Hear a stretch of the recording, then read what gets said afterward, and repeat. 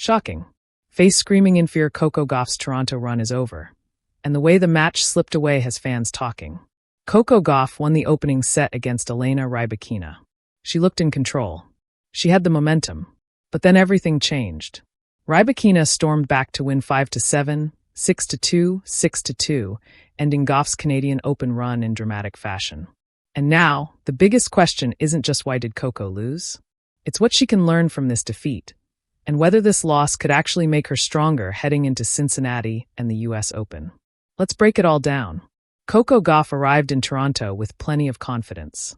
She had reached the semifinals without dropping a set, and after Belinda Bencic withdrew from their quarterfinal, Gauff had the opportunity to prepare for a major semifinal showdown against Elena Rybakina. Rybakina, however, had already survived a huge battle against Naomi Osaka. She had come from behind to defeat Osaka in 3 sets, showing once again that she can raise her level when the pressure becomes intense. And against Gauff, she did exactly that. Set 1, Coco strikes first. The opening set looked extremely promising for Gauff. She managed to withstand Rybakina's powerful game and take advantage of her opportunities. Coco eventually secured the first set 7-5. At that moment, the momentum appeared to be firmly on Gauff's side. One more strong set, and she would be heading to the Canadian Open final. But Rybakina had other plans. The turning point. The second set completely changed the match. Rybakina began finding her range. Her serve became increasingly difficult to handle, and her aggressive baseline game started putting Gauff under constant pressure. The momentum shifted rapidly. Gauff couldn't maintain the same level of control she had during the opening set. Rybakina took the second set 6-2, and suddenly the semifinal was completely level. 1 set all. Everything was now riding on the deciding set. Rybakina takes control. The third set became another difficult battle for Gauff. Rybakina continued attacking. She kept pressure on Gauff's service games and played much cleaner tennis as the match progressed. Gauff fought to stay competitive, but Rybakina was now dictating too many of the important points. The second-seeded Kazakh eventually closed out the deciding set 6-2. Final score: Elena Rybakina def. Coco Gauff 5-7, 6-2, 6-2. And just like that, Gauff's Toronto campaign was over. What really happened? This wasn't a simple case of Coco suddenly playing badly. The match was about momentum. Gauff won the opening set because she was able to compete effectively against Rybakina's power. But once Rybakina found her rhythm, the balance changed. According to match statistics shared after the semifinal, Rybakina finished with more winners and fewer unforced errors than Gauff. Gauff also recorded 6 double faults compared with Rybakina's 1. Those small differences became extremely important. Against a player like Rybakina, you cannot give away many free points. Once the match became a power battle, Rybakina was able to create the separation she needed. So, where is the drama? The word drama surrounding this story should be understood as the drama of the match and the intense reaction to the defeat, not confirmed backstage conflict. There is no reliable evidence that Gauff and Rybakina had a major locker room confrontation. Instead, the real drama came from watching a semi-final completely change direction. Gauff had the first set advantage. Rybakina responded, and the momentum never returned to Coco. That's what makes this defeat so fascinating. Coco Gauff's response. For Gauff, losses like this are part of the learning process.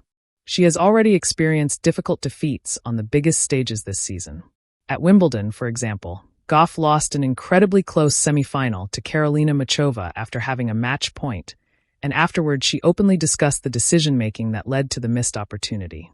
Rather than hiding from difficult moments, Gauff has generally been willing to analyze them. That's important, because the goal isn't to win every single match. The goal is to learn from the matches you don't win. Why this loss could help Coco? It might sound strange, but this defeat could actually become useful. Why?